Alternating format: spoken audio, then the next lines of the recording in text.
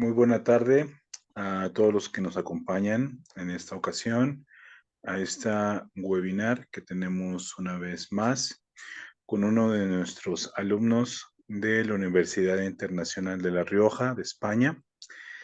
En esta ocasión nos acompaña Francisco Javier. Él es abogado de profesión, se encuentra en Perú, si no me equivoco, y nos va a ayudar con la presentación de este tema, que son los requisitos de admisibilidad de las pruebas contra ciberdelitos. Entonces, si nos gustas eh, presentarte, estimado, a comentarnos algo acerca de ti, de tu profesión, de la maestría, lo que gustes compartirnos y proseguir con el tema, por favor. Muchas gracias. Muchas gracias por la presentación, mentor. Agradecido con el Círculo Estratega por ser mi casa de prácticas, acogerme para poder culminar mi máster en ciberdelincuencia. También quiero agradecer a la Universidad Internacional de La Rioja, ya que es ahí donde vengo cursando justamente el máster que acabo de mencionar. Y haciendo un breve reencuentro sobre mi persona. Soy abogado, como bien se ha mencionado, abogado titulado desde abril de 2024, colegiado para ejercer la defensa desde octubre de 2024. Eh, Actualmente me encuentro brindando servicios profesionales a una institución pública acá en el Perú, que se encarga de investigar a jueces y fiscales, no, específicamente a fiscales del Ministerio Público.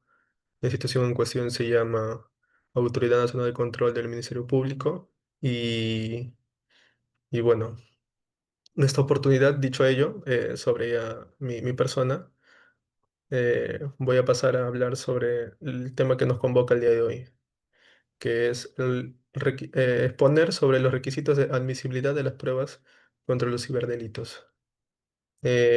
Específicamente el juicio de licitud y juicio de fiabilidad. ¿Por qué es importante esta especificación? Porque en la exposición de la semana pasada, a cargo de otro compañero más que nos acompaña dentro de este círculo de estudios, se expuso sobre las pruebas que se pueden presentar en juicio en los casos de los ciberdelitos. Y es por eso que en esta oportunidad me voy a centrar básicamente en cuáles son los criterios de licitud y fiabilidad para que la prueba en cuestión sea admitida, valorada, actuada y valorada en juicio, ¿no? Dicho ello, en la exposición anterior se mencionaron varios actos de investigación que pueden ser realizados en la etapa de investigación justamente relacionado a los ciberdelitos. Acá, para no ser muy extenso este primer punto y a centrarnos sobre lo que nos convoca, voy a mencionar que, así como para muchos delitos, pero específicamente para los ciberdelitos, los actos de investigación que más se pueden llevar a cabo son las interceptaciones de comunicaciones telefónicas o la interceptación de la comunicación por correo electrónico. El segundo acto de investigación más empleado para investigar los ciberdelitos es el de registro de dispositivos, que se puede realizar de dos formas. Existe un primer registro de un dispositivo digital, claro está, eh, cuando se lleva a cabo una orden de allanamiento y dentro del domicilio se encuentra un dispositivo móvil posiblemente vinculado con la actividad delictiva y el fiscal en ese momento se encuentra facultado, según la ley de enjuiciamiento criminal, hacerse de ese dispositivo y si cuenta con la compañía de un perito informático en ese momento, extraer toda la información que se pueda y posteriormente solicitar la convalidación de ese acto de investigación.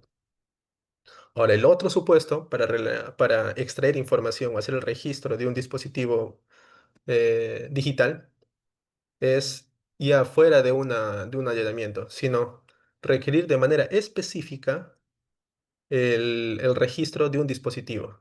Por ejemplo, si estoy investigando una empresa que de manera ilegal se encuentra retransmitiendo a través de una antena artesanal programas de pago, yo, fiscal, puedo formular un requerimiento al juzgado, el valga la redundancia, requiriendo que se lleve a cabo el registro del dispositivo computacional que controla la transmisión y el manejo de dicha antena. Es decir, ya voy centrándome específicamente a qué dispositivo es el que voy a registrar. Eso como segundo acto de investigación más relevante en los ciberdelitos. Y un tercer acto de investigación que también se suele presentar en los casos de los ciberdelitos es los agentes especiales. Esto se ve más en los casos de grooming o pornografía infantil, ya que suelen ser grupos muy cerrados, muy herméticos, y ello imposibilita la persecución penal. Y para esto, la ley de enjuiciamiento criminal establece un procedimiento. Este procedimiento es que el juez requiera al Poder Judicial, se designe un efectivo policial especializado en la materia de investigación y en actos de investigación ocultos, para que sea designado un agente especial y que se introduzca dentro del grupo que comete los delitos en cuestión, ¿no? Valga precisar que los posibles delitos que pueda cometer este agente especial, pues, no son sujetos o no se encuentran sujetos a responsabilidad penal. Eh, Esto solo de manera general, para hacer mención ahora al juicio de licitud y de fiabilidad de estos actos de investigación que son los que más se presentan para investigar los ciberdelitos. Ahora sí.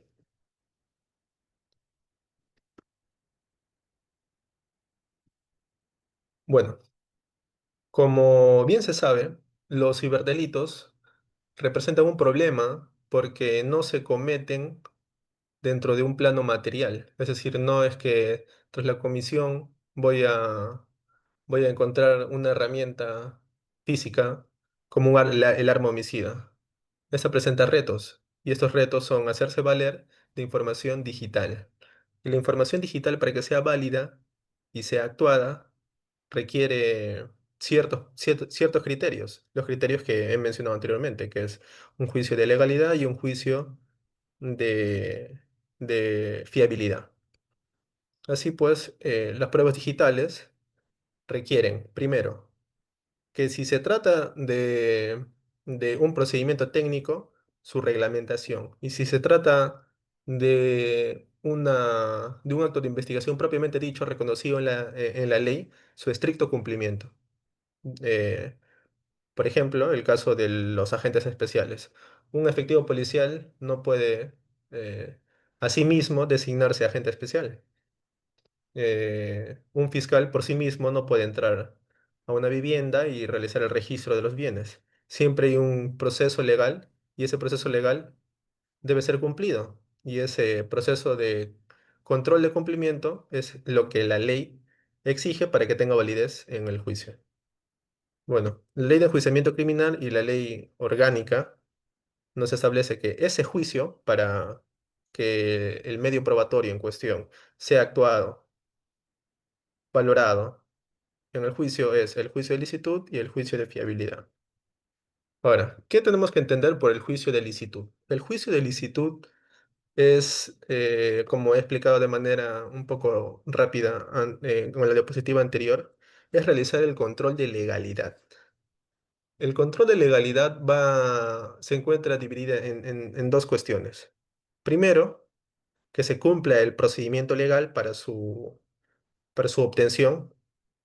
Ejemplo de la interceptación de las comunicaciones telefónicas o por correo electrónico.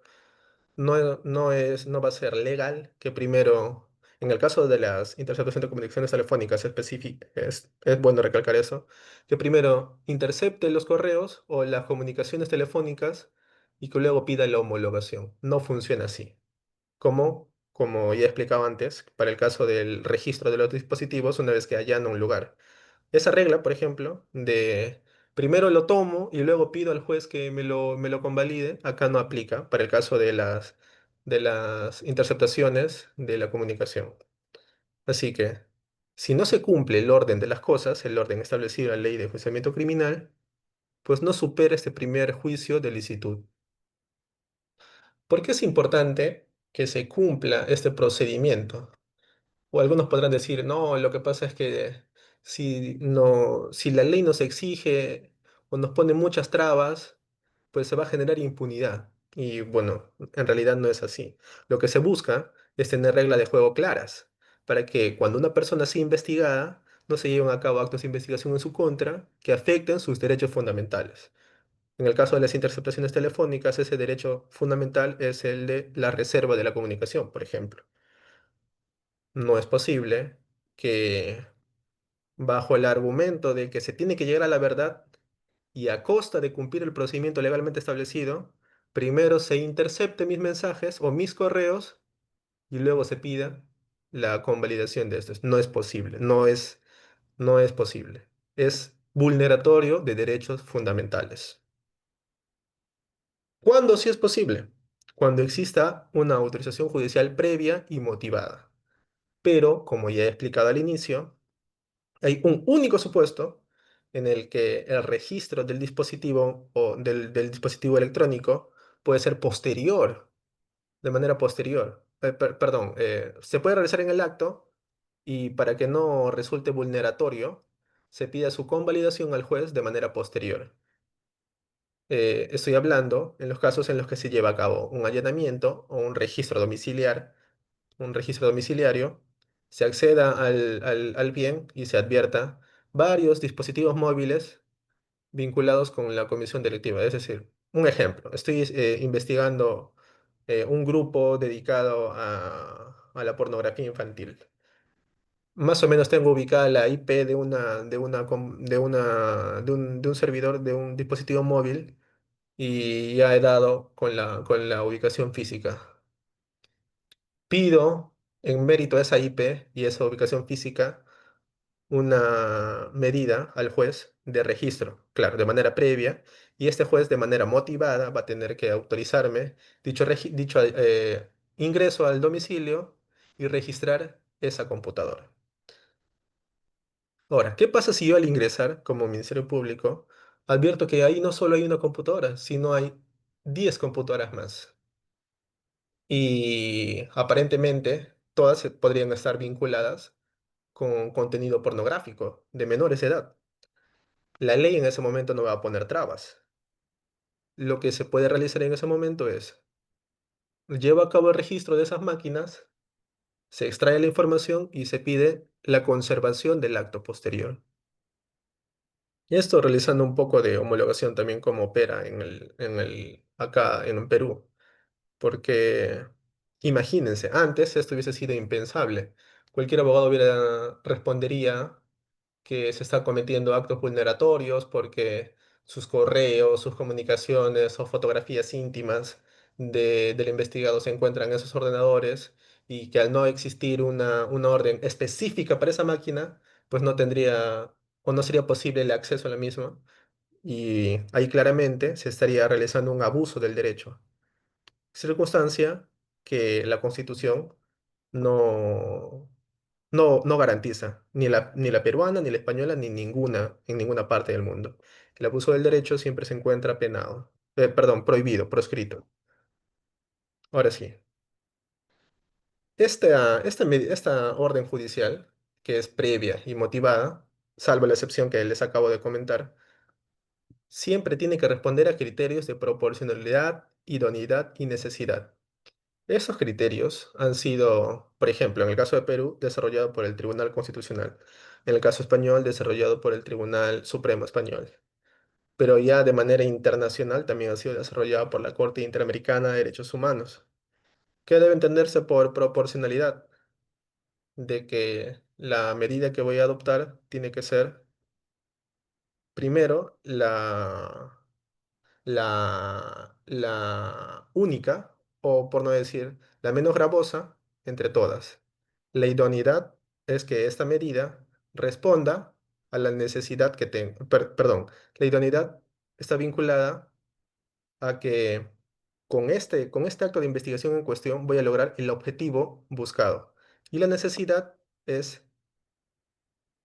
responder a lo que busco dilucidar. Este criterio, por ejemplo, también se usa en el caso de las medidas limitativas de derecho de carácter cautelar. Cuando se va a formular un requerimiento de prisión preventiva, por ejemplo, una orden de detención antes sin sentencia, también se lleva a cabo este mismo juicio, proporcionalidad, idoneidad y necesidad. Ahora, estos actos de investigación que mencionaba al inicio, ¿se aplican para todos los delitos? No, no se aplican para todos los delitos, solo para delitos graves. ¿Qué es un delito grave? Según la ley de enjuiciamiento criminal, la pena tiene que ser mayor a 3 años. Ahora, ¿cuál es la consecuencia de que si, por ejemplo, no existe una motivación, una resolución previa y motivada, o el acto de investigación es desproporcional, o no se han respetado los derechos fundamentales? La consecuencia es lo último que se detalla en esta lista. Esa prueba es declarada nula. Sin licitud no existe validez. Si no hay validez, estamos hablando de una nulidad. Y eso, señores, es el juicio de licitud que tiene que realizarse para que un medio probatorio sea pasado a juicio, actuado en juicio y valorado en juicio. Un ejemplo de ilicitud, solo para que quede claro. Un ejemplo de ilicitud es acceso a un dispositivo sin orden judicial para ver las comunicaciones. El acceso a mi dispositivo móvil y se encuentran ahí, no sé, las fotografías íntimas mías, pese a que tampoco existe un orden judicial. Y va a ser también ilícito toda información obtenida sin que se haya cumplido el procedimiento legal, en lo que se ha explicado anteriormente. Ahora, ¿qué debemos entender por juicio de fiabilidad? Ok, pasamos el primer filtro. Nuestro medio de prueba sí es lícito. Es decir, sí tiene que ser actuado en juicio. Sí tiene que pasar a juicio, tiene que ser actuado en juicio y ahora tiene que ser valorado en juicio. El tema de la fiabilidad justamente entra a tallar en este último proceso de la valoración. ¿Por qué? Porque la fiabilidad, ¿qué es? Es tener certeza o seguridad de que un documento es verídico, es veraz. Si yo no me fío de algo, pues le quito ese sentido de certeza. Así que, ¿qué consiste el juicio de fiabilidad? En evaluar la autenticidad y la integridad del medio de prueba. Ahora, hay también procedimientos para que se lleve a cabo un juicio de fiabilidad. No es posible dudar de todo, ¿no? Y ahí que entra la ley para establecerte cuáles son los procedimientos. Volvamos al ejemplo de las interceptaciones telefónicas. No, de las máquinas de computación, las computadoras que han sido incautadas al momento de llevar a cabo un allanamiento en el domicilio de una persona que estaría dedicada al delito de child grooming o pornografía infantil.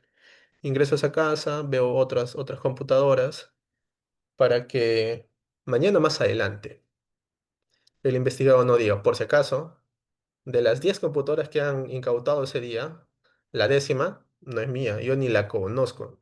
No sé cómo habrá llegado ahí. Recién me entero que son 10 cuando yo todavía he tenido 9 computadoras nomás.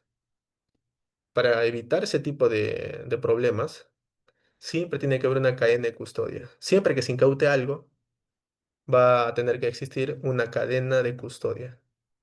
Y para mayor certeza, esa cadena de custodia tiene que ser digital.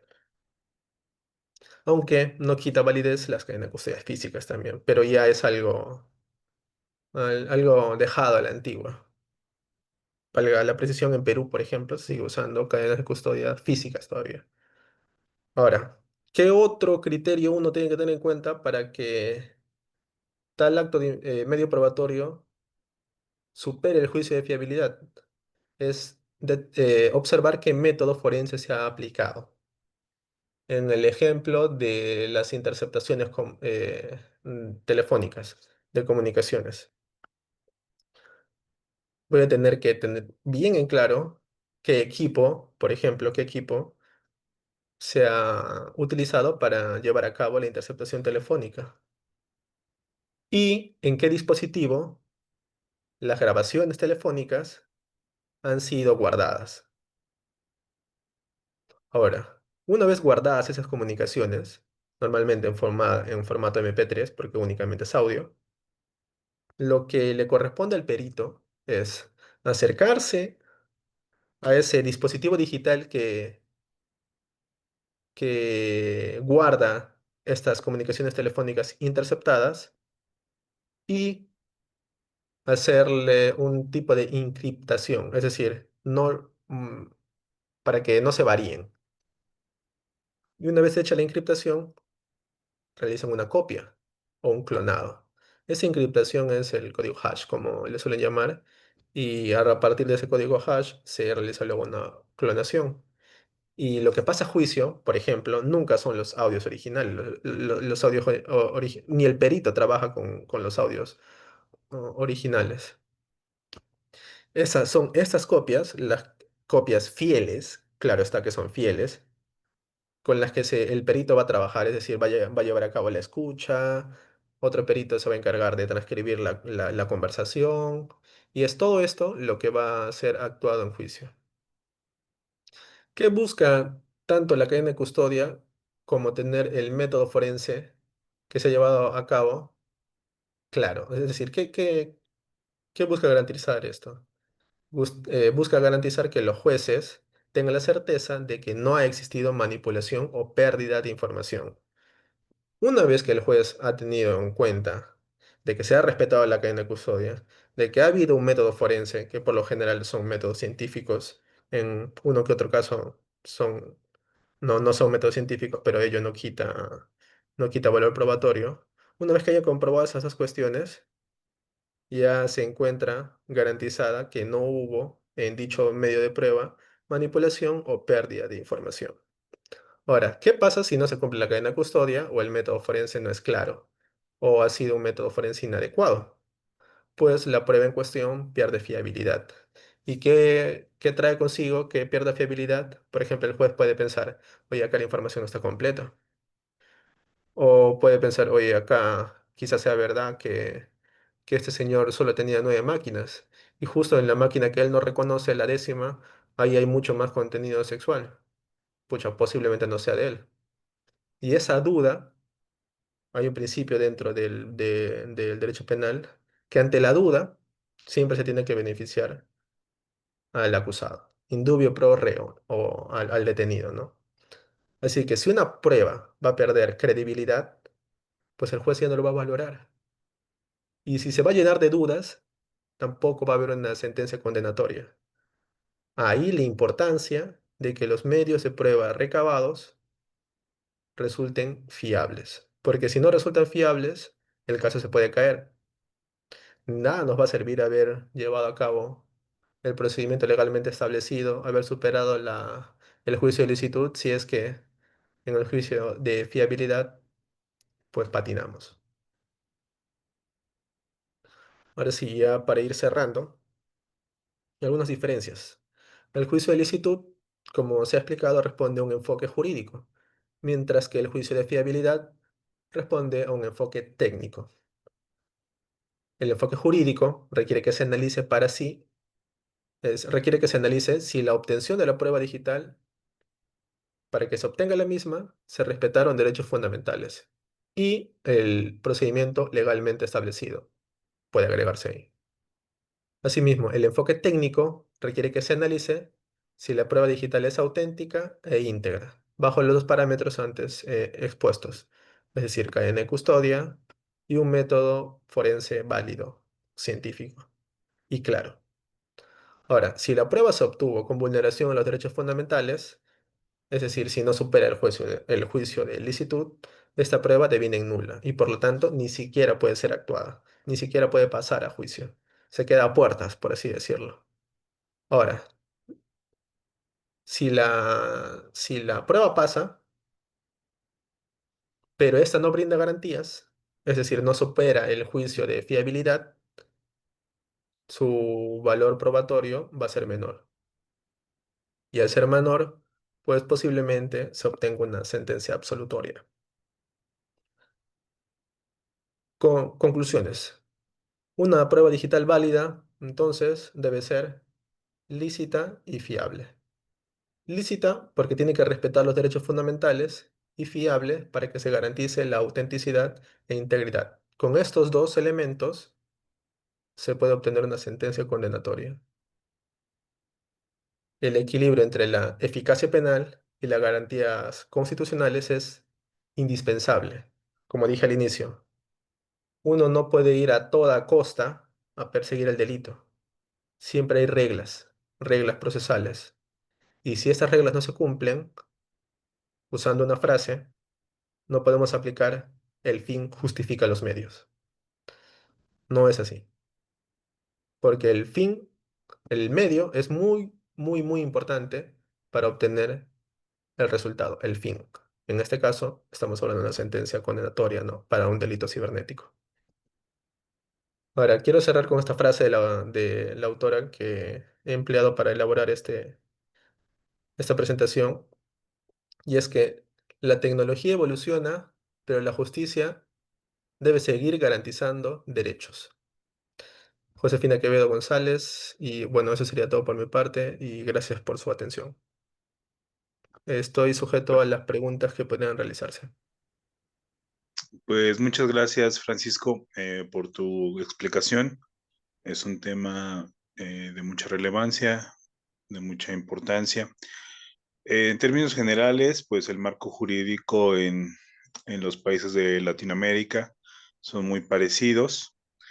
Entonces, en este sentido, me gustaría preguntarte alguna recomendación que pudieras ofrecer a las pequeñas y medianas empresas que regularmente o pudieran tener algún tipo de sustracción de datos y como ya lo comentaste, pues puede llegar a ser un poco burocrático en tanto nos asignan un perito o la fiscalía puede interactuar.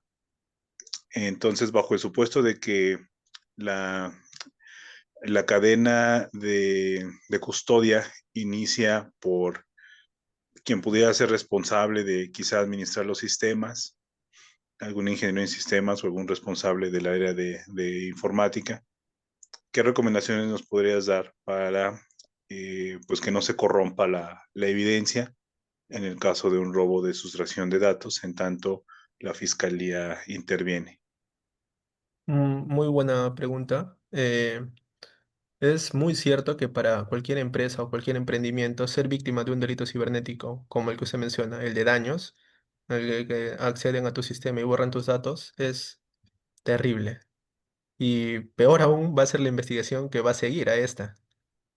Y a líneas generales podría representar una pérdida grande, porque si no es un caso de flagrancia, se tiene que esperar que se asigne un fiscal.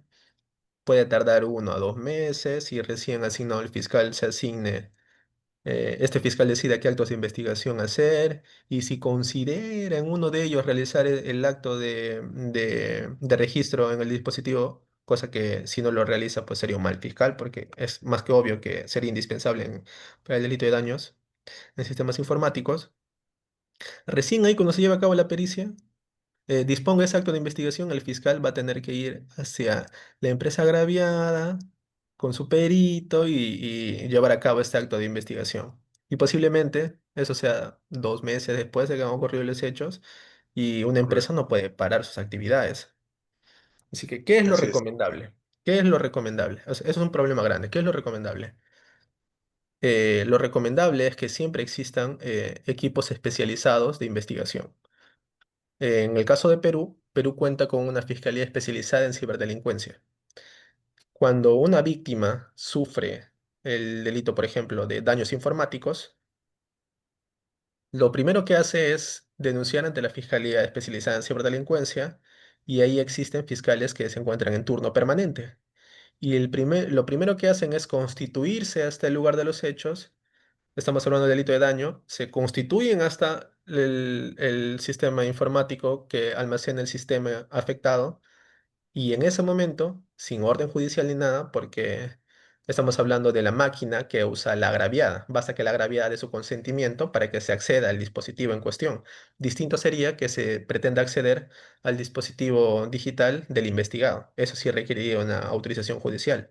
Pero en el caso de la agraviada, no se de la empresa agraviada, basta su autorización. Y está más que claro que la empresa lo que va a querer hacer es que lo más rápido posible se obtengan las pruebas de su servidor.